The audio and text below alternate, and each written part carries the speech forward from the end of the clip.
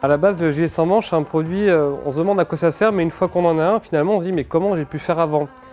Et en tout cas, c'est ce que tous nous disent nos clients qui ont déjà commandé le premier gilet sans manche qu'on avait sorti avant, qui avait eu un très beau succès.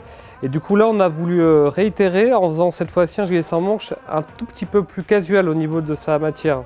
Donc la particularité de ce tissu, c'est que c'est une base qui est assez grise, mais elle est mouchetée en fait avec plein de petits points blancs, ce qui donne ce côté très texturé qui me plaît beaucoup. Et il y a ce côté irrégulier qui donne vraiment le côté très décontracté et beaucoup plus outdoor.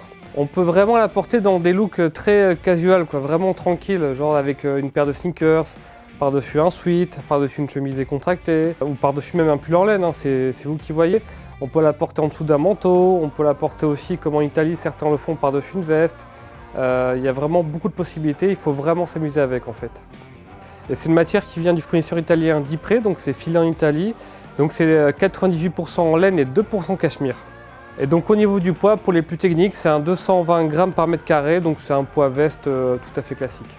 Alors pour le rembourrage, moi je reste un très grand fan de ClimaShield, donc c'est du ClimaShield de la gamme Apex. C'est un isolant qui a fibre continue, c'est-à-dire que ça ne se délite pas, ça ne se compresse pas. Quand on le met par exemple en boule ou dans une valise, et ben, quand on va le sortir, il va retrouver sa forme initiale. Et c'est surtout l'isolant qui a l'un des meilleurs rapports poids-isolation sur le marché, donc ça c'est très pratique.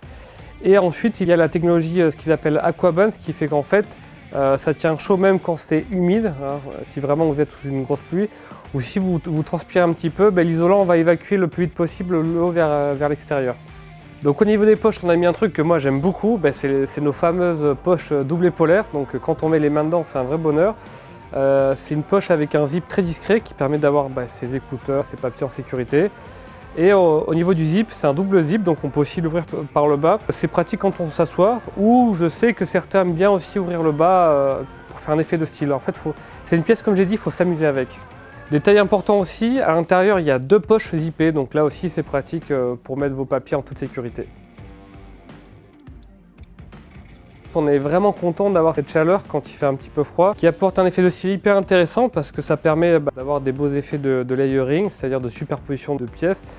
Et puis voilà, puis le fait qu'évidemment elle soit sans manche, on bouge bien dedans, donc c'est une pièce qui est vraiment très douillette et qui est vraiment addictive.